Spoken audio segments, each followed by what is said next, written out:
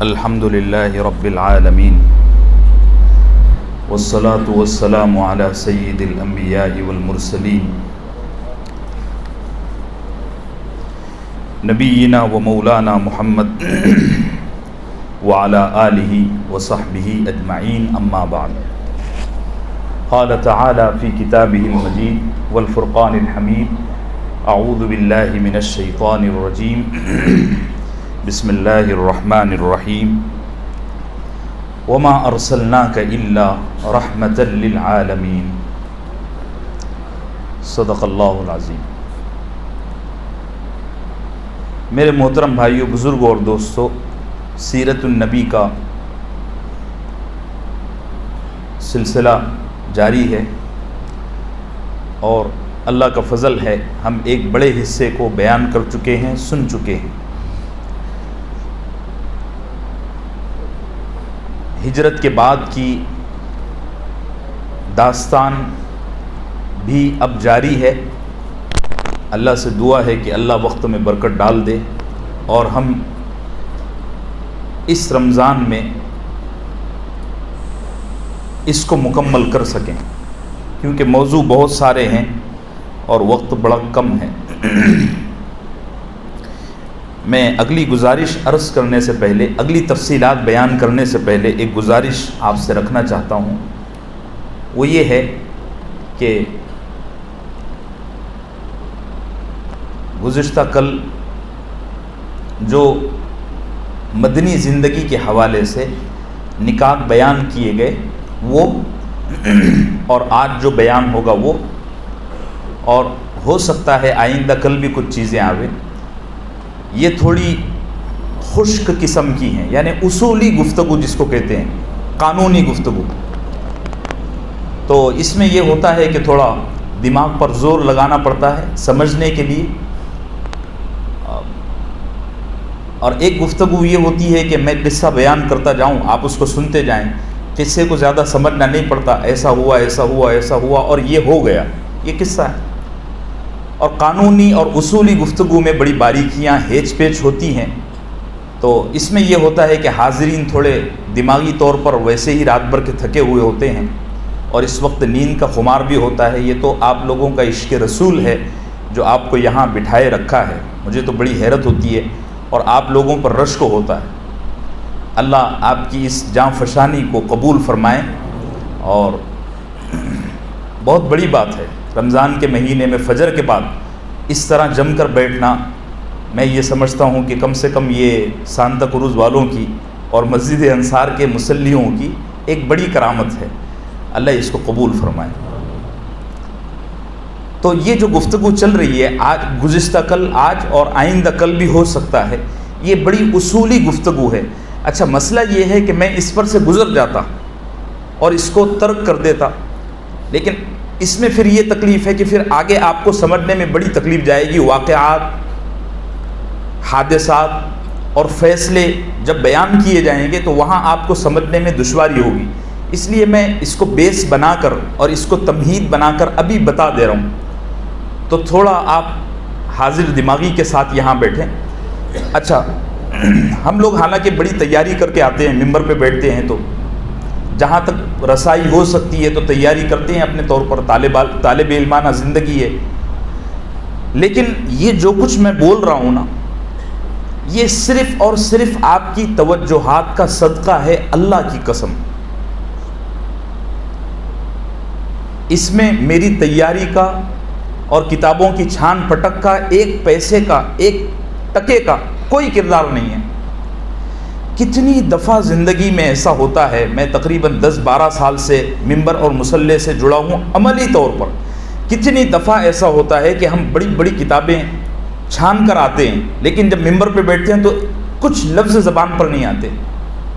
اس کی وجہ یہ ہوتی ہے کہ حاضرین تڑپ کے ساتھ اور طلب کے ساتھ نہیں بیٹھتے، اور کبھی ایسا ہوتا ہے کہ بہت ہی زیادہ سطحی اور اوپری تیاری ہوئی، لیکن حاضرین کا شوق ایسا تھا اور طلب ایسی تھی کہ اس نے کیا کیا کہلوا دیا ہم کو بھی یقین نہیں ہوتا۔ ابھی تازہ مثال آپ کو عرض کروں، اس سال شب برات میں، اب یہ 15 شعبان جو گزری ہے رمضان سے پہلے، تو میری بڑی اوپرا اوپری تیاری تھی، کوئی خاص تیاری نہیں. مشکل سے میں نے کچھ اردو کے 10-12 2-4 رسائل دیکھے تھے. اب یہ بالکل سچ بتا رہا ہوں، روزے میں ہوں. تو مشکل سے 3-4 اردو کی کتابیں پڑھ کر بیٹھا تھا، لیکن ماشاءاللہ مجمع جم کر بیٹھا. اور میرا خیال ہے آپ کو یاد ہوگا 1.5-2 گھنٹہ گفتگو چلی، اور گفتگو کے بعد نہ مجھے تکان ہوئی اور کوئی خاص تیاری نہیں. تو یہ صرف کس کی برکت ہے؟ بولیے آپ لوگوں کی قسم سے. اور کبھی ایسا ہوتا ہے کہ بہت بڑی تیاری کر کے آئے، بہت تحقیق اور بہت زیادہ چھان پھٹک کر کے آئے، لیکن جو بولنے کے لیے بیٹھے تھے وہ بول نہیں سکے. مجمع میں طلب کم تھی، سستی طاری تھی. تو اس لیے میں آپ سے گزارش کر رہا ہوں کہ آپ یہاں 2-3 دن ذرا حاضر دماغی کے ساتھ بیٹھیں، تو انشاءاللہ پھر تو ہمارا جو نارمل معاملہ ہے سیرت النبی کا وہ تو بڑا آسان ہے. نبی کی سیرت ویسے ہی اتنی دلچسپ ہے کہ اس کو آدمی بیان کرتا چلا جائے، لوگ سنتے چلے جاتے ہیں. لیکن یہ 2-3 دن میں تھوڑا آپ اپنے دماغ کو تھکائیے اور پوری توجہ کے ساتھ اس چیز کو سنیے. آپ کی بڑی قربانی ہے. میں آپ کی جگہ ہوتا نا تو میں اتنی پابندی سے، اتنا جم کر اور اتنی طلب کے ساتھ نہ بیٹھ پاتا. یہ آپ کی بڑی قربانی ہے، اللہ اس کو قبول فرمائے. میں یہ ایسا نہیں کہ تکلف کے طور پہ کہہ رہا ہوں، سچی بات کہہ رہا ہوں. اب جو گفتگو کرنی ہے وہ ہم شروع کرتے ہیں، وقت نکل رہا ہے. دیکھیے، اللہ کے نبی صلی اللہ علیہ وسلم ہجرت فرما کر مدینہ منورہ چلے گئے، اور وہاں باقاعدہ اب آپ نے اپنا شیڈیول بنانا شروع کیا. میں نے کل آپ سے عرض کیا کہ مکہ مکرمہ میں صرف آپ کے ذمے ایک کام تھا، اور وہ تھا دعوت. صرف دعوت. اور زیادہ سے زیادہ اگر آپ پڑھیں گے تو مکہ مکرمہ کی ایک گھاٹی میں دار ارقم میں ایک چھوٹا سا مدرسہ تھا. اس کو مدرسہ بھی کہہ سکتے ہیں، اس کو دعوت سینٹر بھی کہہ سکتے ہیں. وہاں صحابہ چھپ چھپا کر پہنچتے اور کچھ سیکھ لیتے تھے. باقاعدہ کوئی مدرسہ نہیں تھا. تو وہاں صرف دعوت کا سلسلہ تھا، اور روک اتنی زیادہ تھی، پابندیاں اتنی زیادہ تھی کہ تعلیم اور تعلم کا، سیکھنے سکھانے کا موقع ہی نہیں ملتا تھا.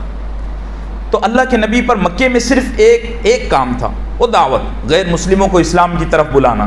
لیکن جب مدینہ ہجرت کر کے چلے گئے نا، تو سب سے بڑا معاملہ تو یہ ہوا کہ آپ کو جاتے سے ہی برابر وہاں لیڈرشپ مل گئی، اور آپ مدینہ منورہ کے ہر کالے اور سفید کے مالک بن گئے. پوری طرح آپ کو اختیارات مل گئے، کیونکہ مدینہ کی جو اکثریت تھی، میجورٹی تھی، اس نے اللہ کے نبی صلی اللہ علیہ وسلم کے ہاتھ پر اسلام قبول کر لیا تھا. اور جنہوں نے اسلام قبول نہیں کیا تھا ان میں 2 گروہ بن گئے تھے. ان میں کچھ ایسے تھے جو سیکولر تھے، بھئی ہم کو اس سے کوئی لینا دینا نہیں ہے کہ مدینہ پر کون لیڈرشپ کرتا ہے. اور کچھ ایسے تھے جو اکثریت کے پریشر میں آ کر مخالفت کی طاقت کھو بیٹھے تھے. اب اس چیز کو میں تفصیل سے عرض کر دیتا ہوں. آج انشاءاللہ اس کو ختم ہی کر دیں گے، یہ موضوع کو. دیکھیے، سوال پیدا ہوتا ہے کہ جب اللہ کے نبی صلی اللہ علیہ وسلم مدینہ منورہ تشریف لے گئے تو آپ کا کن کن لوگوں سے سامنا تھا. جیسے کوئی آدمی سانتا کروز میں رہنے کے لیے آیا، اس کا یہاں اکثریت راجستھانیوں کی ہے اس پورے علاقے میں، تو راجستھانیوں سے سامنا ہے. ٹھیک ہے جی. اور کون سی برادری ہے یہاں؟ بولیے، 1-2 جلدی بول دیجیے. یو پی کے لوگ ہیں اور بہار والے ہیں، مثال میں عرض کر رہا ہوں. ٹھیک ہے. تو اب وہ کس قبیلے کے ساتھ، کس برادری کے ساتھ کیسے اپنے آپ کو ڈھالتا ہے اور کیسے ڈیل کرتا ہے، یہ بڑا اہم ہے. ٹھیک ہے. اللہ کے نبی صلی اللہ علیہ وسلم جب مدینہ منورہ ہجرت کر کے گئے نا، تو آپ کے سامنے کس طرح کے لوگ تھے، اس کو باقاعدہ سیرت نگاروں نے اٹھایا ہے اور بڑے سنجیدگی سے اس کا جواب دیا ہے، اور اس میں سیکھنے کی چیزیں ہیں. اللہ کرے کہ ہمارے نوجوانوں کے ہاتھ میں فیوچر میں لیڈرشپ آ جاوے، کو آمین. تو اللہ کے نبی جب ہجرت کر کے مدینہ گئے نا، تو 3 طرح کے لوگ آپ کے سامنے تھے، اور لیڈرشپ آپ کے ہاتھ میں تھی، سب کچھ آپ کے ہاتھ میں تھا. ایک وہ طبقہ تھا جو اللہ کے نبی صلی اللہ علیہ وسلم کے ہاتھ پر، دست مبارک پر سچے دل سے اسلام قبول کر چکا تھا، جن کو ہم کیا کہتے ہیں؟ صحابہ کرام رضوان اللہ علیہم اجمعین. پھر ان میں دو گروہ تھے، ایک مہاجرین کا اور ایک انصار کا۔ مہاجرین مطلب جو مکہ چھوڑ کر یہاں آئے تھے، اور انصار مطلب جو پہلے سے ہی مدینے کے تھے لیکن انہوں نے اللہ کے نبی کے ہاتھ پر اسلام قبول کیا تھا۔ ایک گروہ یہ تھا۔ دوسرا گروہ وہ تھا جو مدینہ منورہ کی اصل قدیم پرانی آبادی تھی، اور انہوں نے اللہ کے نبی کے ہاتھ پر اسلام قبول نہیں کیا۔ یہ تردد میں اور شک میں پڑے ہوئے تھے کہ اسلام قبول کرنا ہے یا نہیں کرنا ہے، کیا کیا جائے۔ لیکن بنیادی طور پر بیسیکلی یہ لوگ اللہ کے نبی کے مخالف نہیں تھے۔ ان کا یہ مسئلہ تھا کہ یہ کہا کرتے تھے کہ تم جانو، تمہارا کام جانو، ہم کو تو دو پیسہ کما کے آرام کرنے سے مطلب۔ سیکولر قسم کے لوگ، نہ یہ اللہ کے نبی کے موافق تھے نہ یہ اللہ کے نبی کے مخالف تھے، ان کو اپنے کام سے مطلب۔ انہی میں ایک گروہ ایسا تھا جو اللہ کے نبی صلی اللہ علیہ وسلم کا دل سے بہت بڑا دشمن تھا، اور ان کا سردار تھا عبداللہ ابن ابی ابن سلول، جس کو رئیس المنافقین کہا جاتا ہے۔ یہ بہت بڑا دشمن تھا اندر سے، اور یہ خزرج قبیلے سے تعلق رکھتا تھا۔ اس کی اتنی دشمنی کی وجہ یہ تھی کہ ہجرت سے پہلے، یعنی اللہ کے نبی کے مدینہ پہنچنے سے پہلے اس کو مدینے کا بادشاہ بنایا جا رہا تھا۔ ایک دو دن بچ گئے تھے، سارا الیکشن بھی ہو گیا تھا، اور الیکشن میں اس کا سلیکشن بھی ہو گیا تھا، سب کچھ ہو گیا تھا، اور اس کے لیے باقاعدہ وہ مونگے جانتے ہیں آپ؟ مونگے کیا کہتے ہیں؟ کوڑیاں جانتے ہیں آپ؟ مونگے مونگ کے بڑے نہیں بھائی، ابھی افطار کو ٹائم ہے۔ مونگے دیکھیں آپ نے، بچوں نے دیکھیں مونگے؟ کوڑیاں جس کو کہتے ہیں اردو میں، اب انگلش میں پتہ نہیں کیا کہیں گے، وہ جھومر میں بھی لگائے جاتے ہیں، ٹھیک ہے؟ تو کوڑیوں کا تاج اس کے لیے سج چکا تھا، بن چکا تھا، اس کی تاج پوشی اور گرن شپت ہونے والا تھا، شپت گرن ہونے والا تھا، اور پورا مدینہ اس کی بادشاہت پر اور اس کی عمارت پر متفق ہو چکا تھا۔ لیکن مسئلہ یہ ہوا کہ عین موقع پر اللہ کے نبی صلی اللہ علیہ وسلم وہاں چلے گئے۔ اب ظاہر سی بات ہے، اس چاند کے سامنے کس کی مجال ہے کہ وہ چمک جائے؟ تو یہ اپنی ناکامی کا سارا صحرا رسول اللہ صلی اللہ علیہ وسلم کو پہناتا تھا کم بخت، اور یہ کہتا تھا کہ اگر یہ مدینہ نہ آتا تو آج میں مدینے کا بادشاہ ہوتا۔ اچھا ایک بات آپ کو عرض کروں، دیکھو ایک آدمی کے ساتھ کئی لوگوں کے مفادات جڑے ہوئے ہوتے ہیں۔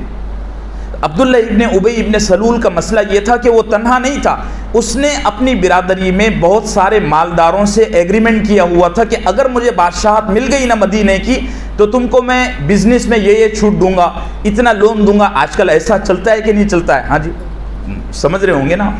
اگر کبھی ہم الیکشن میں جیت گئے نا تو آپ کو اتنا معاف کرا دیا جائے گا، آپ کے لیے لنڈن روانگی کے راستے آسان کیے جائیں گے۔ عبداللہ ابن ابی ابن سلول نے یہ ان لوگوں سے ایگریمنٹ کیا ہوا تھا کہ اگر میں مدینے کا بادشاہ بنتا ہوں تو میں یہ تم کو مراعات اور یہ فیسلٹی دوں گا۔ لیکن مسئلہ یہ ہوا کہ وہاں عین موقع پر آمنہ کا لال پہنچ گیا، اور اس کی حکومت پھر بالکل تاش کے پتوں کی طرح بکھر گئی۔ تو اس کے دل میں، اسی طرح ان لوگوں کے دل میں جو اس کے ہم نوا تھے، جن کے بزنس کے اور بڑے بڑے جرائم پوشی کے مفادات اس کی حکومت سے جڑے ہوئے تھے، تو یہ سارا کا سارا جو ٹولہ تھا یہ کھل کر تو مخالفت نہیں کر سکتا تھا۔ کھل کر اس لیے مخالفت نہیں کر سکتا تھا اس لیے کہ مدینے کی میجورٹی بولو رسول اللہ کے ساتھ تھی۔ اگر کھل کر مخالفت کرتا تو لوگ وہیں اس کو کچل دیتے۔ تو اس نے کیا کیا؟ خاموشی اختیار کیا جنگ بدر تک۔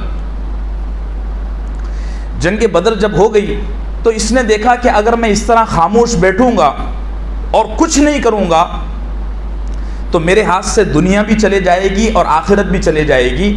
تو اس نے اپنے آپ کو ظاہری طور پر مسلمان بنا لیا،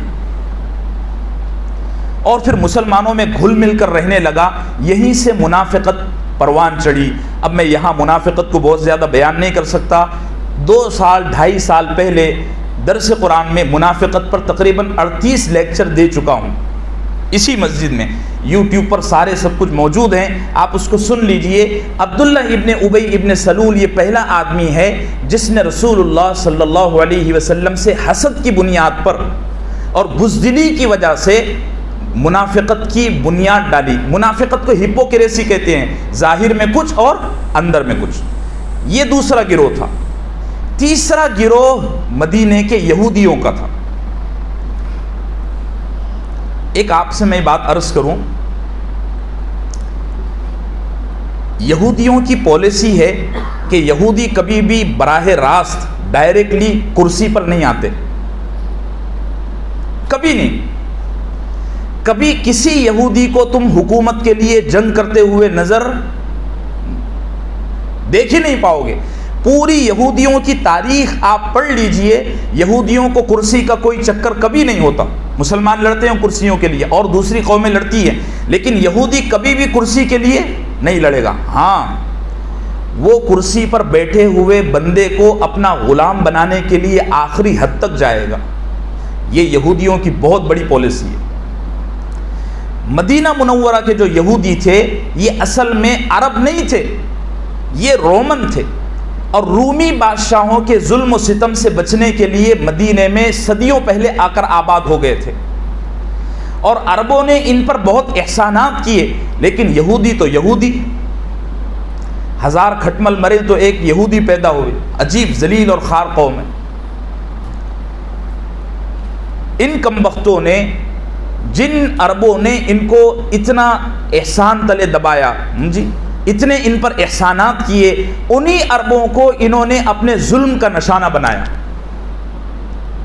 جیسے ہمارے یہاں انڈیا میں برہمن باہر سے آئے، یہاں آ کر برہمنوں نے یہ کیا کہ یہاں کی جو مقامی قومیں تھیں، دلت ہیں، سکھ ہیں وغیرہ وغیرہ، ان قوموں کو اپنا غلام بنا کر صدیوں تک رکھا۔ وہ تو حضرت خواجہ غریب نواز معین الدین چشتی رحمۃ اللہ علیہ آئے تو انہوں نے یہ غریبوں کو اور یہ دلتوں کو آزادی دلائی، اور ہم سب انہی کی محنتوں کے صدقے میں آج یہاں بیٹھے ہوئے ہیں۔ ٹھیک ہے جی۔ تو یہودیوں کا مسئلہ یہ تھا کہ یہودیوں کو مدینے کی حکومت سے کوئی دلچسپی نہیں۔ انہوں نے مدینہ منورہ کے ساری آبادی کو سود میں جکڑ کے رکھا ہوا تھا، انٹرسٹ میں۔ ایک دوسرا، مدینہ منورہ کی پوری تجارت، پورا بزنس انہوں نے اپنے ہاتھ میں لیا ہوا تھا۔ اور تیسری پالیسی ان کی یہ تھی کہ وہ مدینہ منورہ کی عام آبادی کو لڑاتے رہتے تھے۔ میں عرض کر چکا ہوں درس قرآن میں بھی اور گزشتہ کل بھی کہ مدینے میں 2 قبیلے تھے، اوس اور خزرج۔ یہودیوں نے جب سے مدینے کو بسایا تھا تب سے لے کر رسول اللہ صلی اللہ علیہ وسلم کی آمد تک ان 2 قبیلوں کو بہت لڑایا۔ اچھا، لڑا کر کرتے کیا تھے؟ ایک قبیلے کو سود پر پیسہ دیتے تھے، دوسرے قبیلے کو ہتھیار بیچتے تھے۔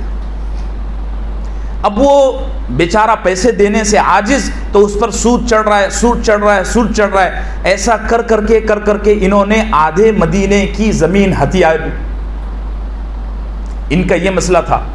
ان کو اللہ کے نبی صلی اللہ علیہ وسلم سے کوئی تکلیف شروع میں نہیں تھی، لیکن جب انہوں نے دیکھا کہ یہ شخص اور یہ نبی ہماری پالیسیوں پر حملہ کر رہا ہے اور ہماری آئیڈیالوجی کو کمزور کر رہا ہے، تو پھر یہ دشمنی میں بہت آگے بڑھ گئے۔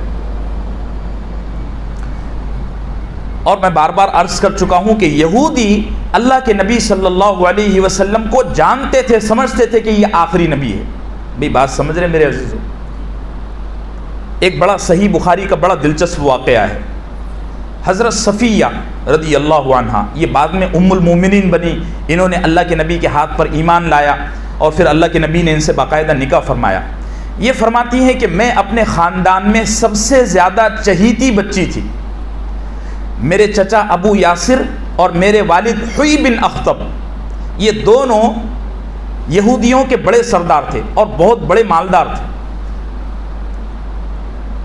تو یہ کہتی ہیں کہ میرے والد تو مجھ سے محبت کرتے ہی تھے، میرے چچا بھی مجھ سے اتنی محبت فرماتے تھے کہ اگر ان کی بچیاں میرے ساتھ چلی جائیں نا تو وہ اپنی بچیوں کو چھوڑ کر مجھے گلے میں اٹھا لیتے۔ کہتی ہیں کہ ایک دفعہ مدینے میں شور مچا اور یہودیوں کی گلیوں میں شور مچا کہ آخری نبی آ گیا، آخری نبی آ گیا، آخری نبی آ گیا۔ تو میرے والد صاحب نے دوسرے دن اچھے کپڑے پہنے، چچا نے بھی اچھے کپڑے پہنے، بدن پہ ہتھیار لگائے اور آخری نبی کو دیکھنے کے لیے قبا گئے۔ صبح گئے اور شام ہوتے ہوتے واپس آئے تو میں نے دیکھا کہ دونوں بھی تھکے ماندے، چہرے پسیجے ہوئے، اترے ہوئے گھر آئے اور آ کر کے دونوں بیٹھ گئے۔ میں ان کے پاس معمول کے مطابق گئی، وہ بچوں کا مزاج ہوتا ہے نا کہ جب بڑے باہر سے آتے ہیں تو ان کو لپکتے ہیں، میں معمول کے مطابق ان کے پاس گئی تو حالانکہ میرے چچا اور میرے والد مجھے کبھی بھی اپنے گود سے اترنے نہیں دیتے، لیکن اس دن حال یہ تھا کہ جب میں اپنے والد کے پاس گئی تو میرے والد نے مجھے ایسا بھگا دیا۔ پھر میں اپنے چچا کے پاس گئی تو انہوں نے بھی ایسا کر دیا۔ میں بڑی حیران ہوئی کہ یہ اتنے سالوں میں پہلی دفعہ ایسا کیا ہو گیا کہ یہ دونوں حضرات کا رویہ بدل گیا۔ تو میں ان کے سامنے بیٹھ گئی تو میرے چچا اور میرے والد کئی دیر تک کے نیچے سر ڈال کے ایسا بیٹھے رہے۔ پھر میرے چچا ابو یاسر میرے والد سے پوچھنے لگے کہ تم کو کیا لگتا ہے یہ وہی نبی ہے؟ تو میرے والد نے برجستہ کہا اللہ کی قسم یہ وہی آدمی ہے جس کو ہم تورات میں پڑھتے آئے ہیں۔ تو میرے چچا نے مایوسی کے ساتھ پوچھا کہ اب آپ کا کیا ارادہ ہے، اس پر ایمان لانا ہے یا نہیں لانا ہے؟ تو میرے والد نے برجستہ فرمایا کہ اگر ہم اس پر ایمان لائیں گے تو ہمارے سارے جتنے مفادات ہیں، جتنے بینیفٹ ہیں، وہ سارے کے سارے ختم ہو جائیں گے، لہٰذا اس شخص پر ایمان لانے کی کوئی ضرورت نہیں ہے۔ یہ یہودی بڑے متعصب تھے۔ اچھا، ان کو رسول اللہ صلی اللہ علیہ وسلم سے تعصب اور دکھ اس وجہ سے تھا کہ یہ نبی ہمارے اندر نہیں ہے، یعنی ہماری نسل سے نہیں ہے، نسلی تعصب جس کو کہتے ہیں۔ اگر یہ نبی ہماری خاندان سے ہوتا، یہودیوں کی نسل سے ہوتا تو ہم اس پر ایمان لاتے، چونکہ یہ عربوں میں پیدا ہو چکا ہے اس لیے ہم اس کو تسلیم کرنے کو تیار نہیں ہیں۔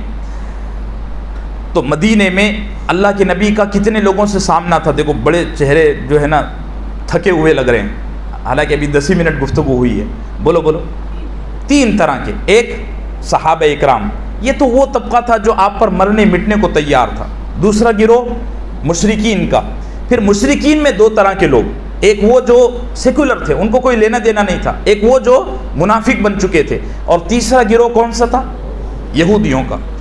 ان 3 گروہوں سے اللہ کے نبی صلی اللہ علیہ وسلم کو نمٹنا تھا، اور یہ بڑا مشکل ترین کام تھا۔ سب سے پہلے اللہ کے نبی صلی اللہ علیہ وسلم نے ترتیب اختیار فرمائی، کیونکہ اگر کوئی ترتیب نہ ہو اور کام الٹپ کیا جائے تو کوئی نتائج نہیں آتے۔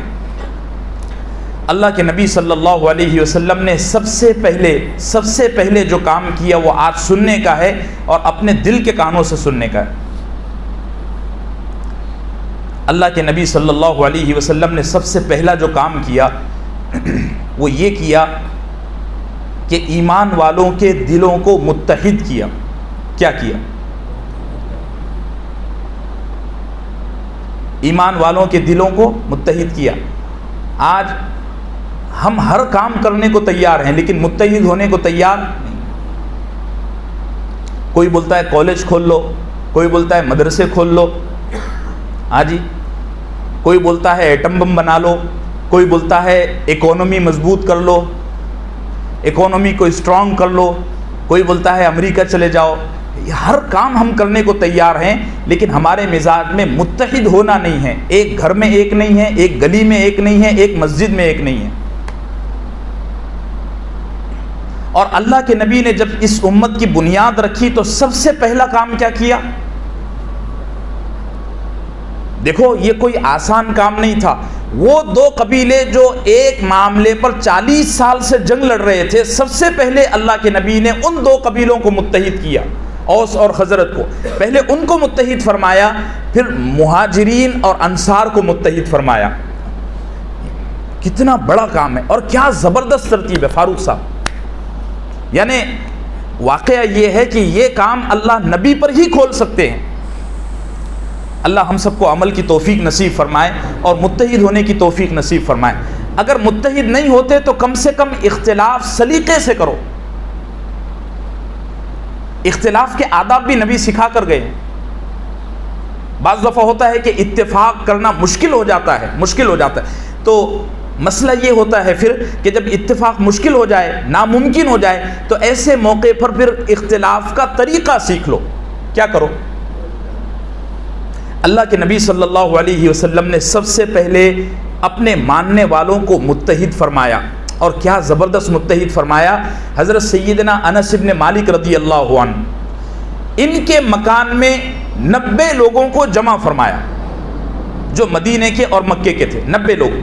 حضرت انس بن مالک فرماتے ہیں کہ میرے مکان میں اللہ کے نبی نے 90 صحابہ کو جمع فرمایا، جن میں آدھے مہاجر تھے اور آدھے انصار تھے، اور پھر اللہ کے نبی نے دونوں کے درمیان مواخات فرمائی۔ مواخات کیا ہے جانتے ہو؟ مواخات کہتے ہیں بھائی چارے کو۔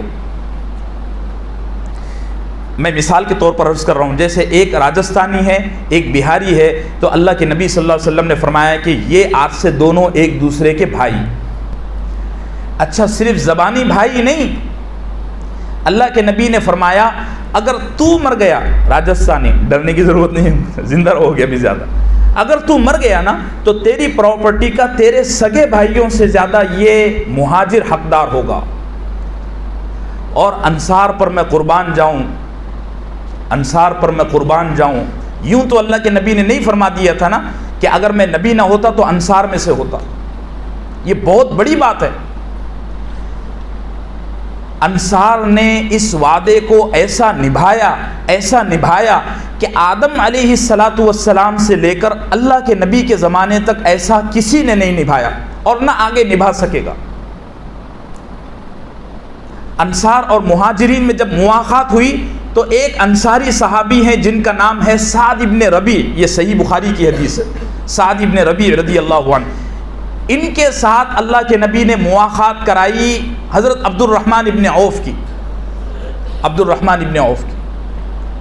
اور فرمایا کہ آج سے تم دونوں بھائی ہو۔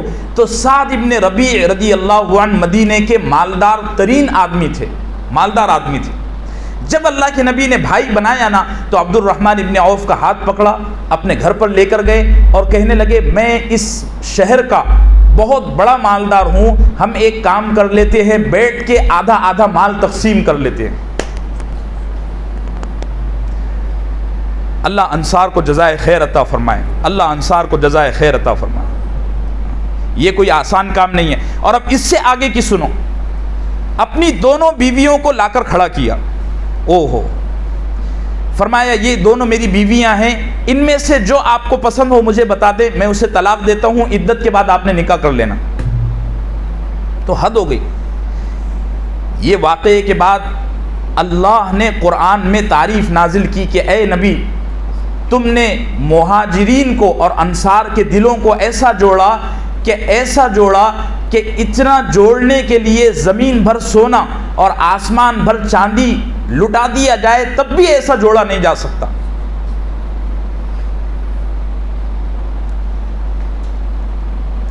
عبد الرحمن بن عوف رضی اللہ عنہ نے مسکرایا، یہ بھی بڑے غیرت دار تھے، ایسا تو نہیں تھا کہ چلو فری میں مل رہا ہے اب بیٹھ کر کھائیں گے مزے کریں گے، ہمارے جیسا تو معاملہ نہیں تھا نا۔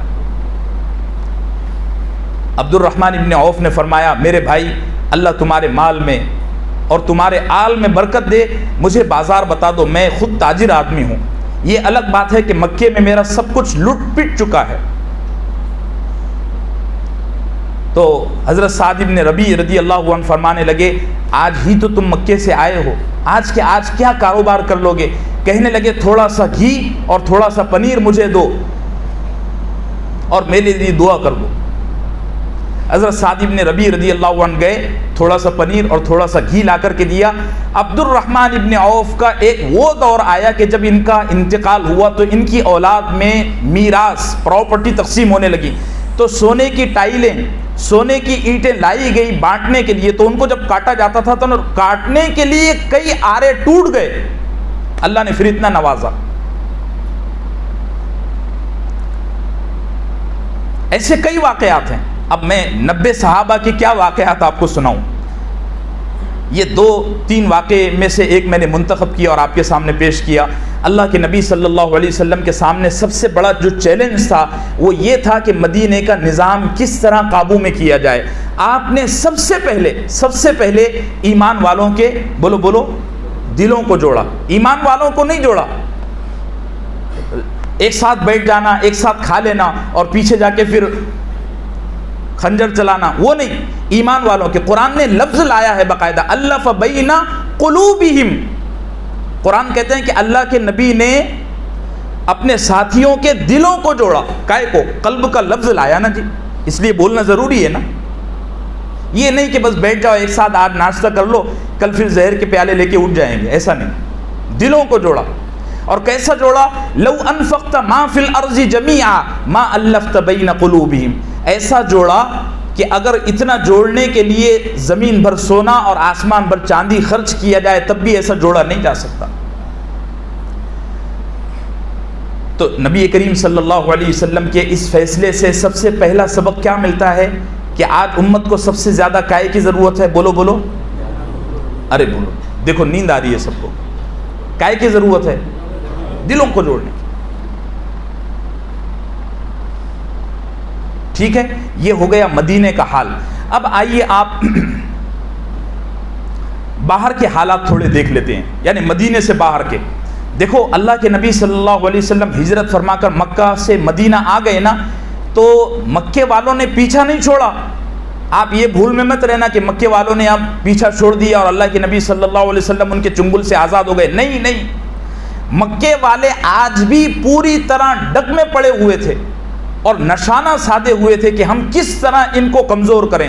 چنانچہ مکے کے بڑے بڑے سرداروں نے بیٹھ کر مشورہ کیا کہ اب ہم مدینہ گئے ہوئے ان مسلمانوں کو کیسا نقصان پہنچا سکتے ہیں۔ مشورے میں یہ طے پایا کہ سب سے پہلے ان کی اکانومی کمزور کیا جائے، معاشی حالت ان کی بگاڑی جائے۔ چنانچہ مکے کے سرکردہ سرداروں نے، بڑے بڑے لیڈروں نے پورے عرب کا سفر کیا اور پورے عرب میں جو چیز جہاں ملتی تھی اس مارکیٹ میں جا کر کے کہا کہ دیکھو آج کے بعد تمہارا یہ مال منہ مانگی قیمت پر ہم خریدیں گے، صرف ایک شرط ہے اور وہ یہ ہے کہ یہ مال محمد کو صلی اللہ علیہ وسلم اور اس کے ساتھیوں کو نہیں بیچنا۔ اب اس کا نتیجہ یہ ہوا کہ صحابہ اکرام پر بڑا خوفناک آزمائش کا دور آیا۔ کیسا دور آیا؟ احادیث میں آتا ہے کہ کئی دن فاقے ہوئے، ایک کھجور پر نہیں، ایک کھجور کی گٹلی پر کئی دن گزارتے۔ بہت بڑی آزمائش تھی، اور یہ اللہ کا وعدہ ہے، اللہ کا بیان ہے۔ اللہ فرماتے ہیں کہ میں اپنے نبی کے ماننے والوں کو کئی طریقے سے آزماتا ہوں، ان میں سے ایک یہ بھی ہے کہ میں ان کو وَلَنَبْلُوَنَّكُمْ بِشَيْءٍ مِّنَ الْخَوْفِ وَالْجُوعِ وَنَقْصٍ مِّنَ الْأَمْوَالِ وَالْأَنفُسِ وَالثَّمَرَاتِ۔ اللہ کی آزمائش کا ایک طریقہ یہ بھی ہے کہ اللہ ایمان والوں کی کبھی کبھار اکانومی کی حالت نازک کر دیتے ہیں، تو گھبرانا نہیں چاہیے۔ وَبَشِّرِ الصَّابِرِينَ، صبر کرنے والوں کو پھر بشارتیں بھی اللہ نے سنائی ہیں۔ میرے عزیزو، آج کے سیرت کا بڑا سبق یہ ہے کہ سب سے زیادہ امت کو کیا کام کرنے کی ضرورت ہے؟ ابھی دلوں کو، اپنی ذات سے، اپنے عمل سے کبھی کوئی کام ایسا نہ ہونے دیں جس سے انتشار جڑ پکڑتا ہو اور پروان چڑھتا ہو۔ اللہ ہم سب کے دلوں کو متحد فرمائے۔ اور اگر کبھی زندگی میں ایسا موقع آ جائے کہ اختلاف ہو رہا ہے تو وہاں اپنے آپ کو آپ کیا کریں؟ پیچھے ہٹا لیں، مناسب جو رائے ہے وہ رکھ دیں اور آپ اپنے آپ کو پیچھے ہٹا لیں۔ اس کو کہتے ہیں سلیقہ مندی کے ساتھ خاص موڑ پر واقعے کو کیا کرنا؟ ختم کر دینا۔ میں نے یہ بنیادی طور پر آپ کے سامنے عرض کر دیا۔ انشاءاللہ اب کل سے ہم مدینہ منورہ کے احوال کو بیان کرنا شروع کر دیں گے، مدنی زندگی کو۔ وصلی اللہم وسلم علی نبینا محمد وعلی آلہ وصحبہ اجمعین۔